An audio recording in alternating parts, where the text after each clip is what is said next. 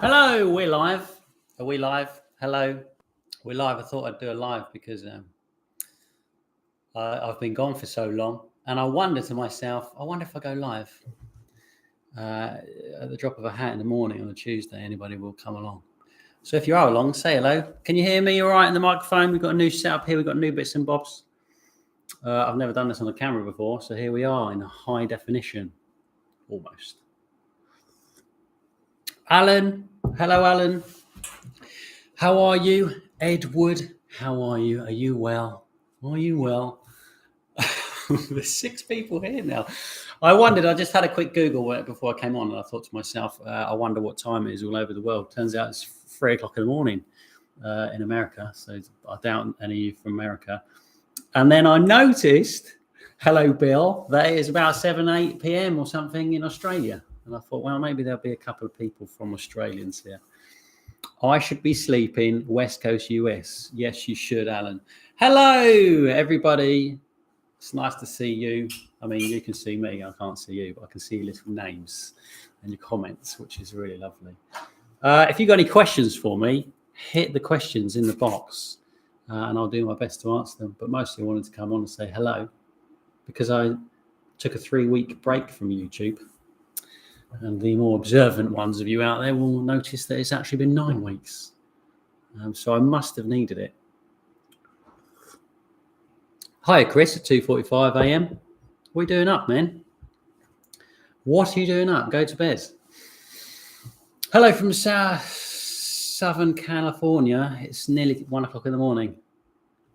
The chef lady. Hello. Oh, you should be in bed as well. Here we go. What's your favourite thing to bake in there at the moment?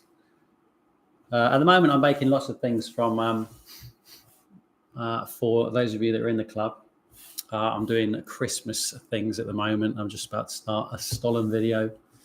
And I've done a nice chestnut wreath bread with bacon and brie inside of it. It came out really nice the other day, so I was quite enjoying having to play with that. Mostly I'm baking for the club and little bits and bobs here on YouTube, which will be coming back. We'll talk about that in a bit.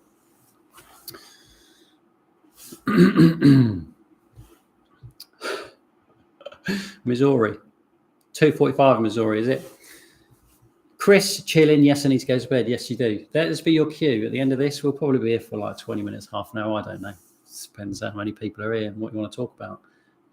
That'll be your cue to go to bed. Hello from Brisbane, Australia. Michelle at 6:47 p.m. Hi from Slovakia. Working. Can't believe that's outrageous. Working. Yeah, watching this live stream. Your beginner sourdough recipe has been very helpful to me, Chris. Oh, thank you. You're welcome. I'm glad it has. As I always say with sourdough, there's many people out there who know all different kinds of things about bacteria strains and whatnot and weird stuff that I couldn't really be bothered with. What I'm interested in is bubbles. If I can make bubbles, my sourdough is a winner. So I try my best to translate my thoughts on sourdough to you. And if that works, well, then that's brilliant, isn't it? Heidi, hi, Jack. When I do an overnight proof on your basic loaf, the texture turns out a bit like a crumpet, kind of rubbery. Do you have an idea why? Yeah, it's because you let it prove overnight. When I do an overnight proof in the fridge, I take it you're doing it in the fridge. A bit like a crumpet, kind of rubbery. No, I don't really know. A lot of these things are down to the type of flour that you're using, and not the type of it, but the brand of it. So swap your flour out. Make sure it's getting nice and puffy. Try a different brand of flour. Some of them will come out fluffy and some are more crumpety. It's interesting that because we all kind of write recipes. I kind of write recipes, X amount of strong white bread flour, but they are all different. And having a chopping and changing your brand will have a big effect on your bread dough. But, it's all to be played with. You know what I mean? Maybe it's that. It's Stollen cake or bread, says Chris. I see it as a bread, as a yeasted bun dough with marzipan in it. That's how I see it. But it's not like the one that you buy in the shop. When you make one out of bread dough, it's not like the one that you buy in a packet. That's kind of cakey, isn't it? It's almost like when you make like a biscotti, and you bake it as the log. You know, when you make a biscotti, you bake it as a log, and then you slice it up, turn it, cut side up, and bake it through again to try it out. It's kind of like that first stage where we've just baked as a log. That's what I see the stollen being in when you buy it in a shop in a packet. For me, a stollen is a nice, warm, buttery bun dough with homemade marzipan inside, which is really nice. And a lot of people, we used to do this in class back in the olden days when I did classes. We used to make the stollen. People be like, "Oh, can I leave out the marzipan?" And I'll go, "Yeah, but like the one we make marzipan, it's really nice." And they'd make it, and I say, "Give it a try," and they would try it, and they just really like it because it's a completely different product than it is that you buy in a packet of like a little yellow weird almond essence brick. Strange stuff. When you make it, it's really nice. Been watching some royal recipes being prepared. Nice one, Renee.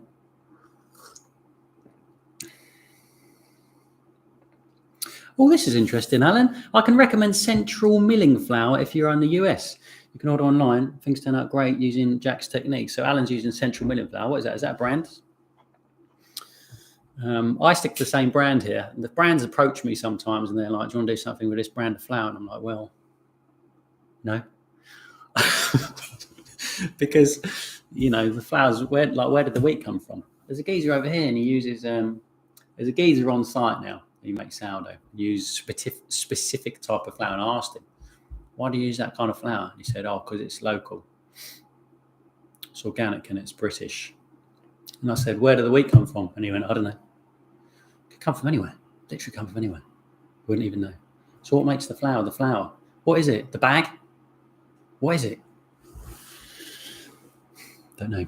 Hi, Jack. Started my starter 3 days ago and it's rising so well because my country is so warm. Loving it. Nice one. Make some bread, quick, smart, and then do it again and again and again and again and again because that'll keep your starter going. Nice one. Nice work. I'm forever sharing your scrapings method of sourdough and pointing others to your YouTube channel. So happy I found you 5 years ago. Nice one. Thank you very much. Thank you. It's very easy to forget why you do what you do when you're by yourself all day. I mean, it's very easy for me to forget why I do what I do when I'm by myself all day. It's nice to hear little things like this. Your little tales that you send me and little letters and photos of bread is really lovely. So thank you. I appreciate that very much. Especially at this stage when we're in a studio, you know what I mean? A good baker can make great bread.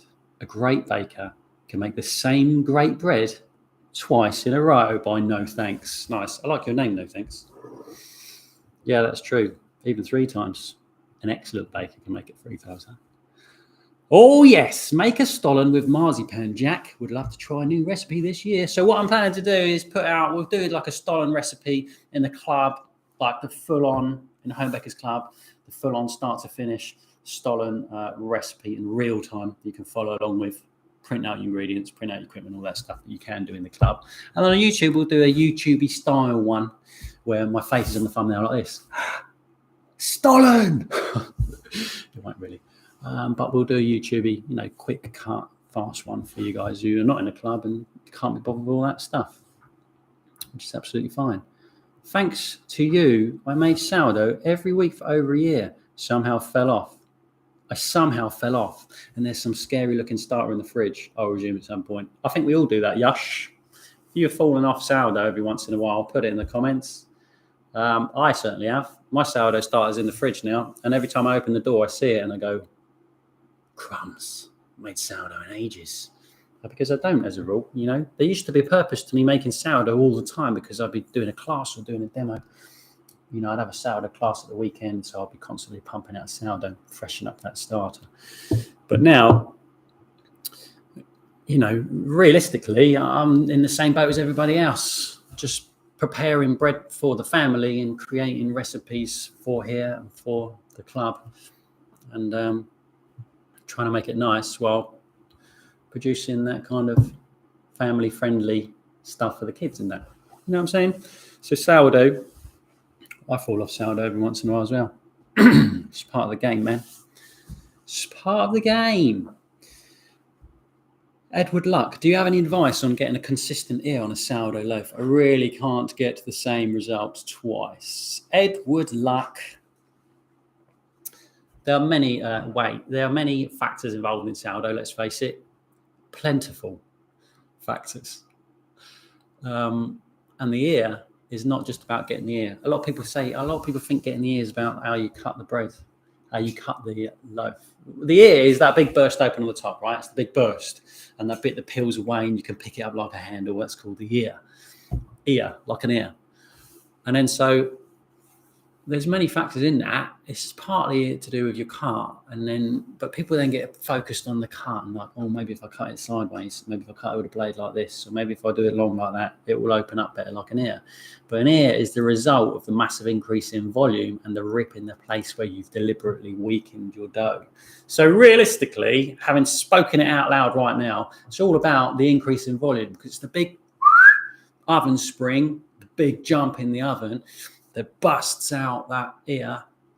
And so it's all about catching your dough at the right stage where it's really excited and active, and it's going to increase loads in the oven. It's about creating the conditions it needs in the oven, like baking on a stone, and using plenty of steam in the oven to get that increase in rise. And there's lots of factors. When you talk about getting a consistent ear and it happens different every time, that's something I couldn't care less about if it was me. But I understand the need to want to get it. It's the same every time.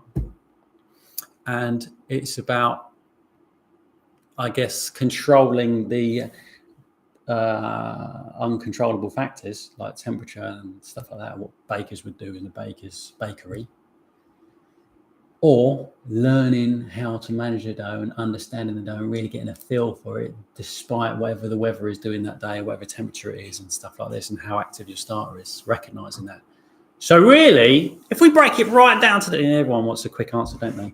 Just do this and it'll happen right every single time. Bang, because I'm the best. Yeah. Doesn't really work like that. The real true answer is observation every time you make it. Observe everything. Take notes on every single thing along the way. Everything. How was it today? How did it feel at fold number 1? How did it feel when I shaped it? Why is a little bit slack there? I wonder why that was. All these different things, and then the result. Did it get a beautiful ear? Did it not? And then when you get a collection of those, 10 in a row, you can kind of find some trends of what it was. And maybe on the 3 days it felt kind of loose. It didn't get that ear, and maybe that's because it was warm that day, because that's in your notes as well, and everything got a bit loose. Does that make sense? God, that was long. Are we still here? Is everyone still here? 46 people. Wow, hello. 46 people this time in the morning, whatever time it is where you are. There you go, Edward Luck.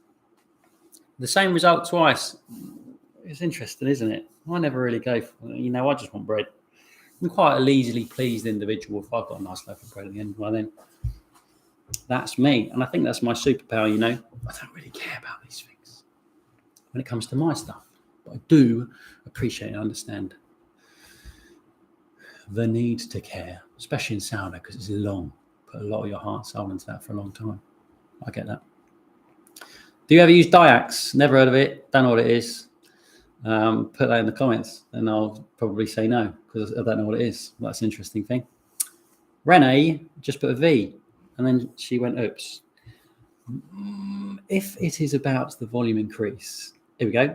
Is it better to bake from cold so the air bubbles can expand before the skin forms? Mahendra, that's an interesting question. Yeah, you could do that. Some people do that. Bake from cold. Because you want the big rise, don't you? It's often said that the hotter your oven, the better. And I've even said it in the past. I have said it because I thought it makes sense. The hotter it is, the more oven spring you get, because the bigger the gas puffs up in the first place. And in some ovens, that is the case. When other ovens, when I started teaching people in their houses all over the place, soon find out that it's not the case for everyone. Because some of them dry. And that's what stalls the increase in volume, is that drying on the outside. The outside dries up, forms a crust, and doesn't go any further. And then so there's various ways of delaying that from happening. One, as Mahendra said, bake from cold. You could try that. It's kind of risky, especially if you're at home and you've done one loaf of sourdough and it's took you 3 days. Another one, which we did in the club actually, this time gone on a rye bread, is to load up your oven and turn it off completely. And then the gentle heat will encourage it to rise nicely. Did I mention that? I think I mentioned that a minute ago, didn't I? Maybe it popped into my head and then left immediately. That's probably more commonly what happened. Edward says, that makes sense. I think I've been far too focused on the cuts. Yes, Edward. Yes. Don't stress out about the cut. The cut is just the cut. It's just the place where you're making it weak. It's everything else combined. I know also, by the way, here's another thing to note. A lot of people think that the deeper the cut, the better the cut, because the cut is bigger. But that's the complete opposite. Because the deeper you go into your loaf with the cut, the less mass there is, solid mass, to erupt out of that cut. A lot of people think, better cut it bigger next time because it didn't, open up so big. That's wrong. It's the opposite. Morning, Morig. Hello, welcome. Duncan Mayers. Diax malt flour or diastatic enzyme active malt flour made from finely ground malted barley for improved rise, softer crumb, and more crusty colour. All right, so malt is what we talk about. I've used in the past. Oh my goodness, Edward. Edward just dropped a donation. Thank you very much, Edward. That's kind. That's really kind. Wow. You said, that's really kind. Thank you. I'm happy to have helped you out. That's really lovely. Malt flour. Right, there's a blend of malt flour I've used some, and you can find in the supermarket. It's called Dove's, and it's got like little flakes of bits and bobs in it. But at the end of the day, it's a blend of flours. It's a made-up product, and so you'd have to find exactly the same product where you are. Where you could be anywhere in the world. And so then malt house flour is what it says on the bag, it's just that thing that what it is. Do you see what I mean? Because they've just made it up. Just got, let's put a bit of that in there, put a bit in this in there, put a bit in there, boom, malt house flour. And it's nice. You can make bread out of it and it's lovely, it's delicious. But it's hard to replicate wherever you are in the world because it's a specific product. So I guess the way to do that correctly is to use diastatic enzyme active malt, or that malt that you get in a jar that's like liquid, or the malt that's like a dust. I don't know. I've not really experimented that far. But the point is, malted stuff is something to do with the sugars, isn't it? In it, there's something to do with the sugars that are more developed or something like that. You can taste it. It's the sweetness. It's like a Malteser. You can taste it, and you taste it in the bread. And that's why, in my head at least, until somebody makes a video mugging me off, correcting me, in my head, it's the sweetness that makes the rise bigger and also makes the dough softer. We spoke about sugar recently in the club as well. And that was a big deal. Did we speak about sugar on that? We haven't done anything on the channel for ages, have we? But there is stuff coming about sugar and stuff like that.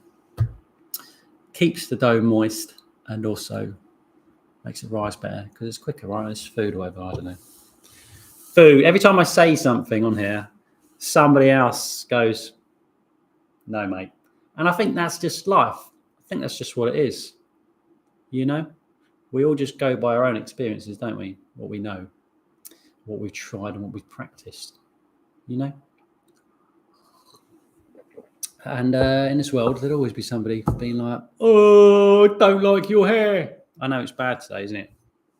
It's because it went wrong and I put a hat on. And now, here we are. Mahendra again, hello. Myrig. Sorry, Myrig. I said your name wrong, didn't I? Thank you for correcting me, though. Appreciate that. Hi, Myrig. Good morning. Long-time lurker, first-time live viewer. Been following since the pandemic days. Speaking about the cuts, do you do the 5-minute cut, especially for sourdough? I guess that for a decorated loaf. Yeah, have you seen this 5-minute cut thing people are doing online? They're like, boom, 5-minute cut. This will make your bread open up the biggest you've ever had experience. Whoa. Basically, people cut the dough, don't they? And then they put it back in the oven, and then they pull it out and cut it again. Or they put it in the oven for 5 minutes, pull it out, and then cut it. And the principle checks out. If you think about it, you're making an area. By cutting your bread, though, you are making an area where it is weakest in comparison to the rest. Yeah? Because that's where it's going to burst, if it's going to burst. A lot of the time in household ovens, you cut it, you put it in the oven, the outside of the bread dries out, and so does the cut. And then it goes, no. But the idea of the 5-minute cut, from what I've literally just briefly seen it every once in a while, and it does completely make sense, is that you put the bread in, bake it for 5 minutes, so then it forms some kind of outside. You pull it out, you slash it, and then you put it back in. So the slash where you've weakened it is dramatically different to the edges. So if you are having trouble, you put your loaf in, it doesn't burst that way you wanted it. Yes, like we've established, it could be loads of things, but it also could be the fact that it just dried out where you cut it. Pull it out and do your cut 5 minutes. I've never tried it, but like the principle checks out. Diastatic malt powder, says Chris Ivans, adds nice flavour, but I find it makes the bread far more chewy. The diastatic malt is only added in small quantities, 25 grams for a loaf mix, I think. Yeah, something like that. It's like a little spoon of powder, isn't it? Okay, makes it more chewy. All right, cool. I need to have a go, don't I? Oh, Michelle set me up. Michelle Wicks set me up for a fail. Don't feel bad. It's not your fault. It's the nature of life these days. Don't stress out. Look, how old do you think a starter is classed mature? Some say a week, some say 3 months. Mine is 2 months old. Michelle. Here's what I always say. It's making bubbles. Use it. I mean, mature. Some people, when I say stuff like this, let me start again. I try and look at a broad view of things, yeah? My starter's making bubbles, going to make bubbles in my dough, and then I'm going to make bubbly bread. The end. Okay? That's my priority. And every time I say that, someone comes in here and goes, mate, I think you'll find the initial bubbles are created by a bacterial reaction and not actually the yeast itself. And so, therefore, your starter isn't established and mature. And so you should really commence a 6-month program of twice daily feeding and rinsing until it's ready, and then you can make bread with it, right? Bubbles. I'm looking for bubbles. It's got bubbles. I make the bread. I don't care what's making the bubbles. It's yeast bubbles or bacteria bubbles. It's bubbles. That's what I go by, okay? That's my statement on the matter. Bubbles, make bread. I'm not messing about. I'm really not. I can't be bothered with it. I just want to make nice bread with bubbles. And if microscopes didn't exist, nobody would know what's making the bubbles. And we just make bread with the bubbles, wouldn't we? Because no one would know. No one would look that small. They go, oh, bubbles. I'm making bread today. You know what I'm saying? That's my stance on the matter. In terms of mature, I don't know. I never think about it that way. Chris says I don't like my own hair. I hear you, Chris. I mean, I haven't seen your hair. I'm not judging your hair because I've never seen it, but I know what it's like. I know what it's like to not like your own hair. I'm with you.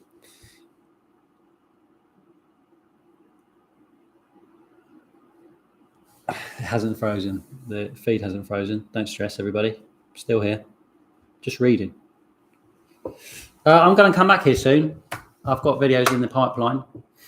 It's been quite good, actually, that this 3-minute break turned into a 3-week break turned into a 6, 7, 8, 9-week break, because it allowed me to get my thoughts together. And so I'm going to return with a slightly different angle, a slightly different approach, a bit more grown up, perhaps, because I feel a bit more grown up, and I feel like my past grown up self was always trying to make the same content as the non-grown up version. Does that make sense? So we're going to change things up a bit, and a few of you are going to be upset because the theme tune's gone. But let's face it, let's take an objective view at the theme tune. It was atrocious. I used to make all my videos on my phone. This one, it's an iPhone 8. It's what I take all my pictures on. Actually, I used to do it on a 6S. I used to do all my videos on air, and there was a tiny clip of music that I used that I could legally use without getting sued by anyone to make that intro. And I made this little thing. Doesn't even say Baked with Jack on it, does it? I think it just says bread tip. I can't even remember. I don't even know. Anyway, it's outdated and it's old, and I've thrown it in the bin. And I feel really good about it. And I know some of you, it's going to be hard to let go. But you'll be able to watch the old ones and reminisce. All the times I said, roll it, it's gone. I'm not sad about it. But I know that you might be. So it's gone. We're changing it up a bit. We're changing things. We've got to evolve. If I didn't look back on past videos and think that's rubbish, well, then I wouldn't be growing as a person, would I? That would be a signal. I'm staying exactly the same. And we've been here for 7 years, haven't we? Yet now 8 years, something like that. I don't know.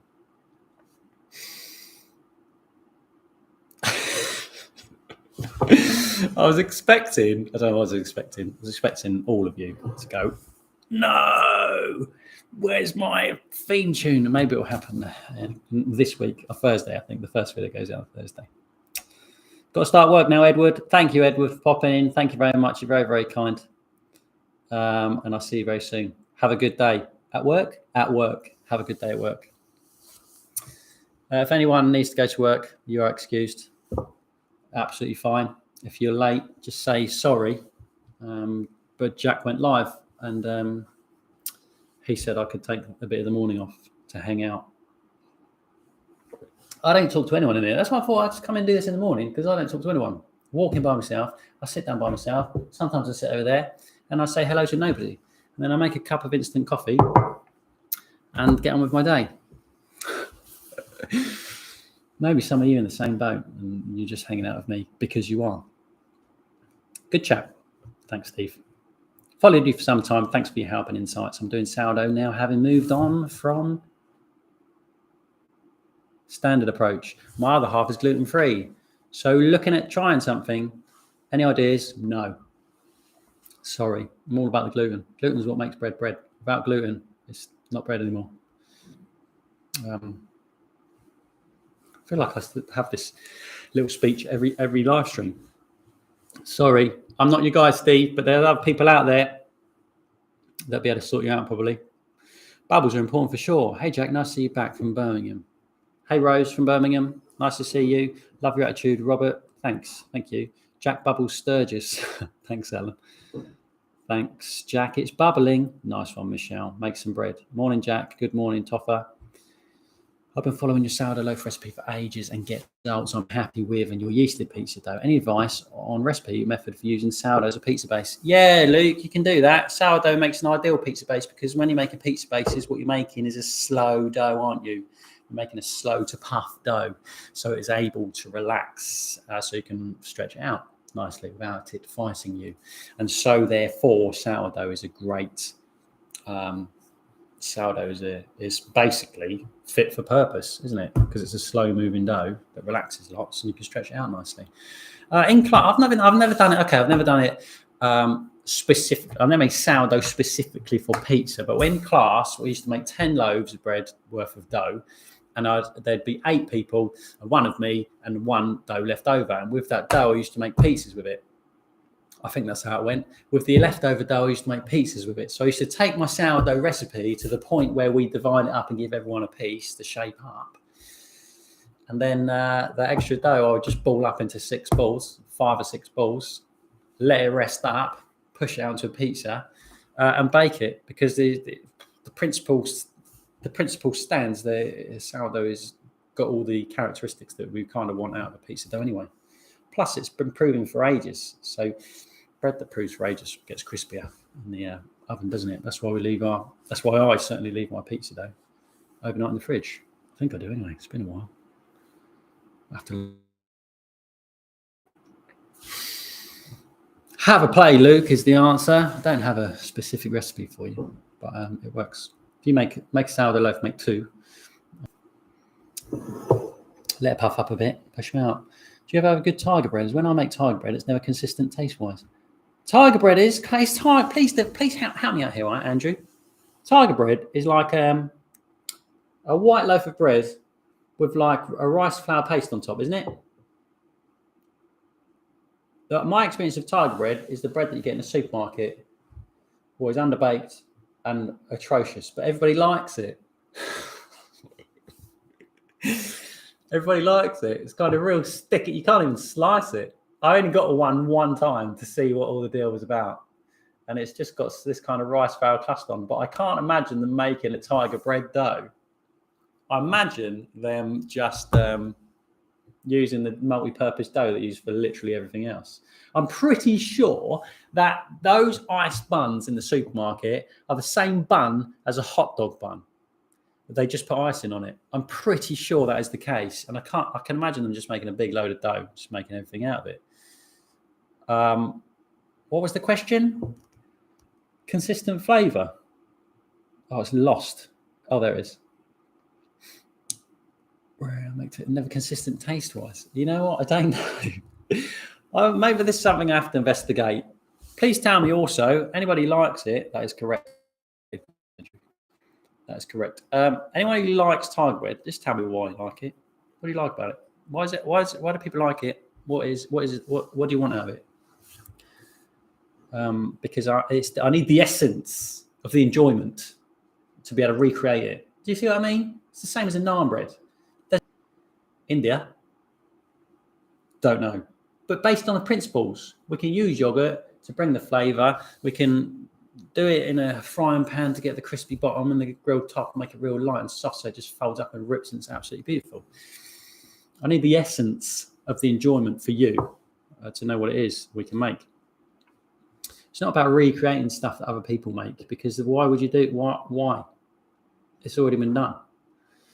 You know, a lot of people say, how do you make an actual French baguette like they do in France? And I'm like, I don't know, mate. I know how to make a crusty baguette that's kind of fluffy on the inside with inconsistent bubbles, which is how I like it. It's banging. And it's really practical for me. I'm not trying to recreate everything that everybody else does, because why? Interesting. Yeah, don't grow up. Keep on rolling it. Sorry, stuff. It's over. No grown up stuff. Just don't do meme bakes. Don't know what that means. What's a meme? What is a meme anyway? Is a meme one of those pictures with writing on it? Or is a meme a theme? What? I don't really know what a meme means. See, I told you, I'm not down with the kids. I am grown up. Don't really know what a meme is. Don't know what a meme bake is. Shouldn't be doing any of those. Look, it's just in a less look at me way. Look at me. Night, Bill. An early start tomorrow. Nice one, Bill. Night, Bill. Sleep tight. Hope you smash it tomorrow, whatever you're doing. In Australia, wait, what is it, like 8 o'clock? Nice one, get an early night. Thanks for the time you take to educate the community about everything, Dowie. You have, without trying, helped my mental health and turned many and information. Thanks, Lawrence. That's really lovely to hear.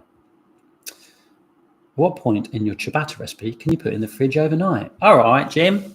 Ciabatta recipe. What do we have, like 4 folds or something like that? 3, 2? By the time I found it, I would have already answered your question, wouldn't I?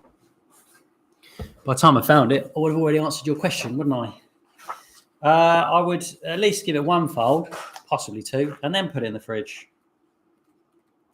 It's in the wet clothes category, isn't it? Oh my gosh, this is the best live feed ever. Just flicking through a book, looking for a page.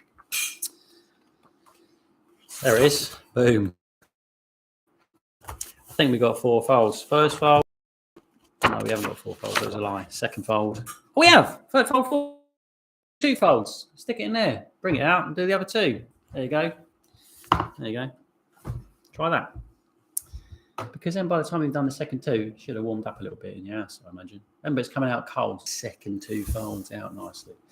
Let it come up a little bit. Well, there's so many of you here. I was thinking to myself, I was Googling when I came on, what time is it all over the world? And I thought, no one's going to be here. No one's going to be awake. And it's just going to be live feed of me being like, what am I doing? Just having a coffee by myself. Good morning, Jack. This is the first time watching a live chat. Oh, welcome, Neelam. Cheers, and I've learned so much from you. So here's a big thank you from me. Thank you very much. I mean, you're welcome. You're welcome. It's my pleasure. Glad to have been a help. Hi, Jack. I followed your sourdough method and made sourdough for about 20. Where do you live? Is it hot where you are? That's where my head goes. Is your starter bubbly? Is your dough puffing up? And let's take a moment to clap 20 times and still being here. Nice one, Rose. It should be an inspiration for all of us. If it loses strength after the cold, my head says to me it's probably fermented too much and it's lost its kind of beginning to digest itself and go gross and kind of losing its. So it says to me it's probably fermented too much and it's lost its kind of beginning to digest itself and go gross and kind of losing its springy, stretchy structure. So that's what makes me think maybe it's warm where you are, and if it is warm, put it somewhere cooler or squeeze up the process over less time. Does that make sense? Thanks, Jack. You're welcome, Luke. Give it a go this weekend. Nice one.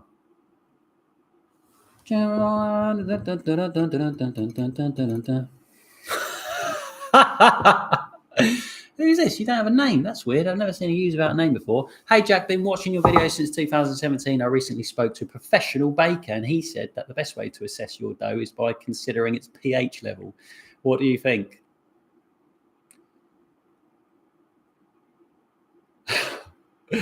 Don't know. Sometimes I read things like this and think, why? But maybe that's the missing thing. Assess your pH level. Try it. Try it. I don't know. Try it. Maybe I should try it. Try it. What he's saying there, I guess it's a he. Could be. Oh, he says. What he's saying is observe what's going on. Observe what's happening in your dough. But he's taking it to the next level, going one level deeper than me, and go and observe its pH level. Take notes about it, and it will tell you something. It will give you something to learn from. And if that is the way you are inclined, go for it. Discover something all by yourself that's unique to you because you took that next level deep and I didn't. And then let us know. There's a level of faff in the world that I consider too much faff. That's beyond it. That's beyond it. But a lot of different things float different people's boats. I've got books up there with stuff in about bacteria strains, and I just can't process all that stuff. But some people do and really love it, really enjoy it. The baker over the road, the sourdough baker over the road, his name's Stuart. And he was sitting on the couch the other day, he was saying, that Vanessa Kimball book about sourdough is amazing. I finally understood what sourdough is all about after I read that book. I opened that book, read about 2 pages, and I was like, oh my gosh, I can't be dealing with this. So too deep. Hi from Malaysia.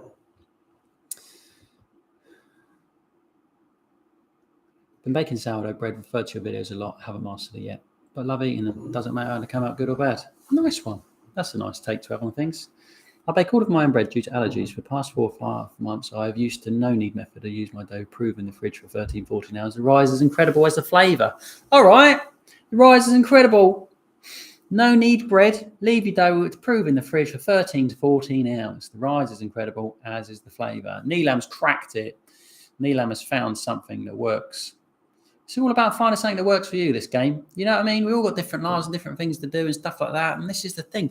When you're writing a book full of recipes, it's not always going to kind of fit into everyone's life. You've got to kind of consider that. There's a lot of things to consider. But bread is one of those things we can manipulate. Not manipulate, that sounds really negative, but we can kind of tweak and change and find our own way that fits for everybody, fits for us in our daily lives, with techniques like putting stuff in the fridge, things like this. As long as you observe all the way, you'll be fine.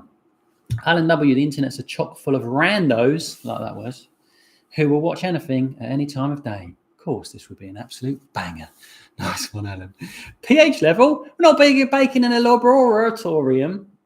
I can never say this word. And when I read kids a story and it says laboratory in it, it's just like not happening. Some people love all that pH level and all that, scientists with the goggles on and stuff like that. It's interesting to a point. But to me, all right, I think we'll wrap this up soon. Hi, Jack. I hope you're doing well this morning. Do you have any experience with a baking steel rather than stone? No. Well, yeah, kind of, but hold on. If so, is there any real difference? I read that stones can be prone to cracking. All right, I've had stones that have cracked, but bear in mind they are stones that have been in and out of my car to other people's houses, to classes, often dropped on the gravel gravel driveway and put into an oven where they've just gone ping. In here, in this environment, consistent environment where I kind of have a drawer here with a stone in, I take it out of the drawer and put it in the oven. Nothing's cracking. Nothing cracks. I do have a steel. Someone sent me a steel years ago. It's really heavy. It does what the stone does. I think I remember it getting like really hot and kind of scorching the underneath my pizza. But for me, practicality prevails, man. If I can lift my stone with one hand and put it into the oven, I've won the game. If it takes me two hands and a lot of sweat, and then I could take it out screaming hot, I've got to let it cool down for ages before it goes back away. I'm not interested in that. You know what I mean? So for me, it's about practicality. That's where my priority lies. Another unhelpful answer from Bake with Jack. You're welcome. Plus, they're expensive, aren't they? I mean, I didn't pay for mine, but I think they're expensive. And everyone's trying to make their way, aren't they? Including me, by the way. A few more. And then we'll call it a morning, shall we? Look, this is what happens. I come on I think I'll just pop on for like 20 minutes, and then 45 minutes later we're still here. My coffee's gone cold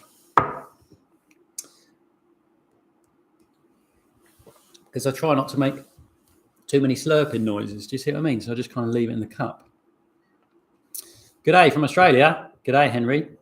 I bake 100% spout sourdough. It's great. Nice one. Spout's really good to make sourdough, isn't it? Henry McAllister. Thanks. You're welcome, Henry. I don't know what I said, but I said it. Sue 10. Hi from Malaysia. So glad that I'm able to catch your live chat. It's 5:30 in the evening over here. Nice one. Hello to Malaysia. And all those of you eating your dinner and watching me, if you do eat your dinner at 5:30. Just guessing. This year's Christmas bake's going to be, Jack. All right. So in the club, we're going to do a stollen. We're also going to do a bacon, chestnut, and brie wreath, and a few spin-offs of those in terms of what to serve it with, what to eat them with. I really like those Christmas favours. And we'll do a stollen here on YouTube, I think, if I can get that done as well. We'll get a little stollen video on here so you guys can make a stollen at home this year, if you so wish. Cheers, Jack. Appreciate that. Nice one, Daniel. Follow on. How heavy is your stone? Mate.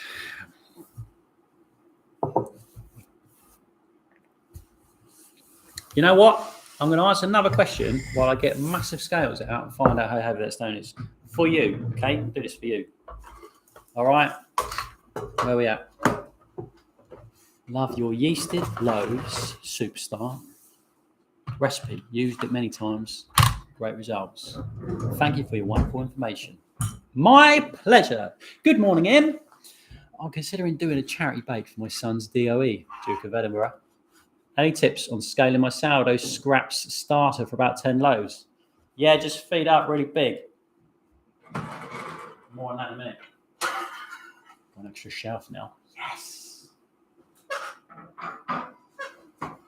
All right, so when I did a class, I used to scale up my sourdough starter from the small scrapings in the jar to enough for 10 loaves. And what I used to do, if I was making the bread in the day, I'd give it a little feed the day before.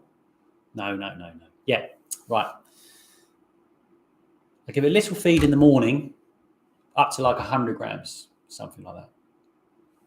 Then it would puff all day, and in the evening it'd be nice and puffy.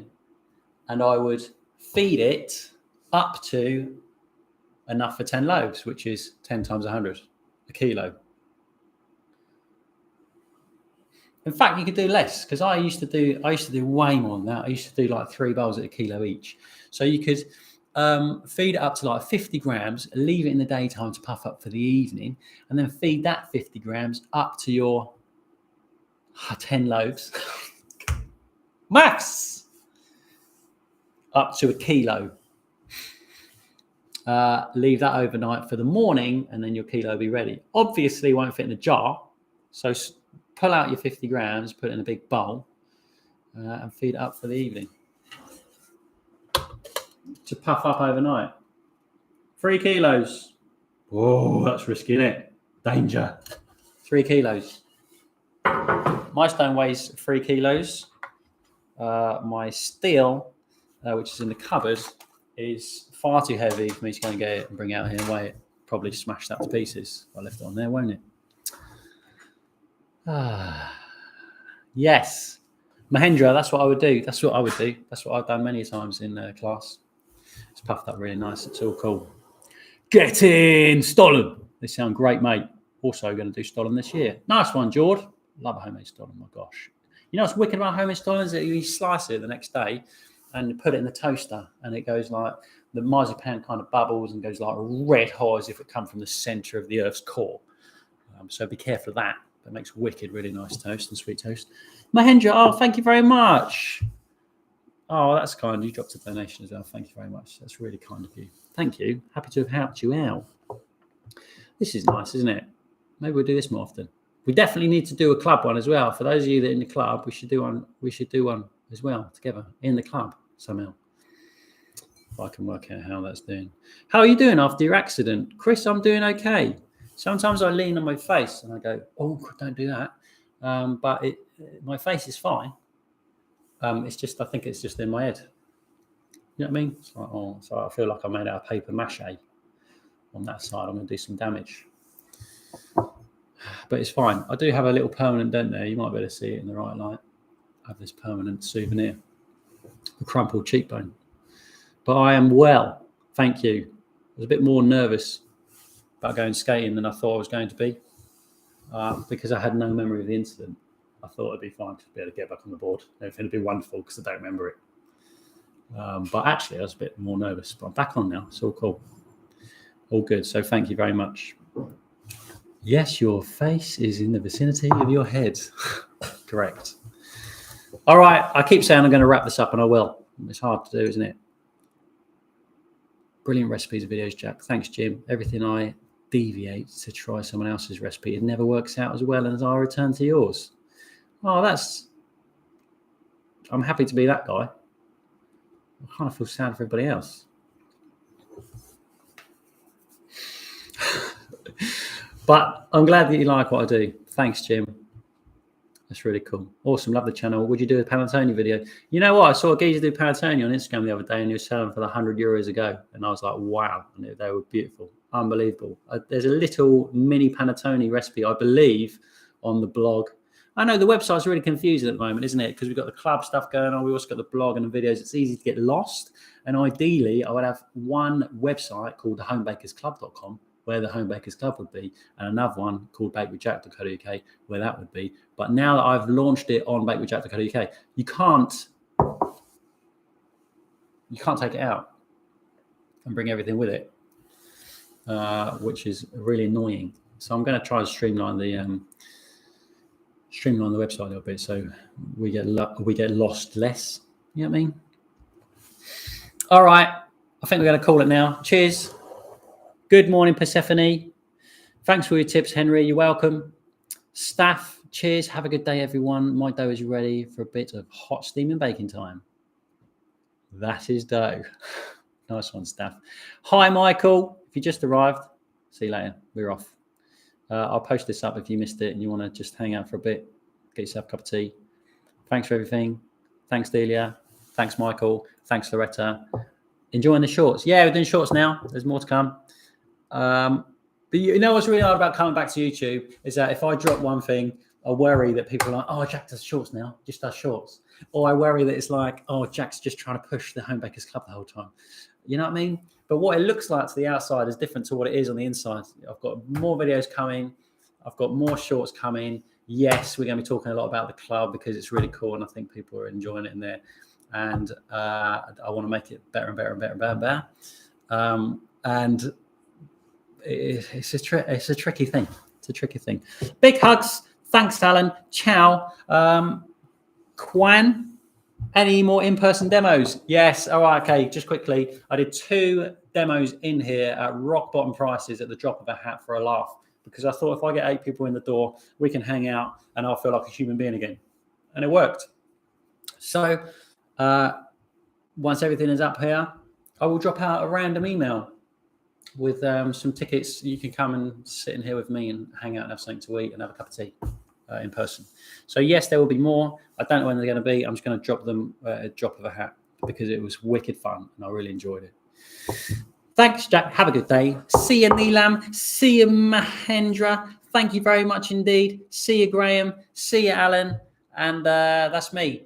Over and out. It's been a pleasure. Let's do this more often, shall we? More stuff to come. I hope you enjoy it, and I'll see you very soon. End stream. Bye-bye.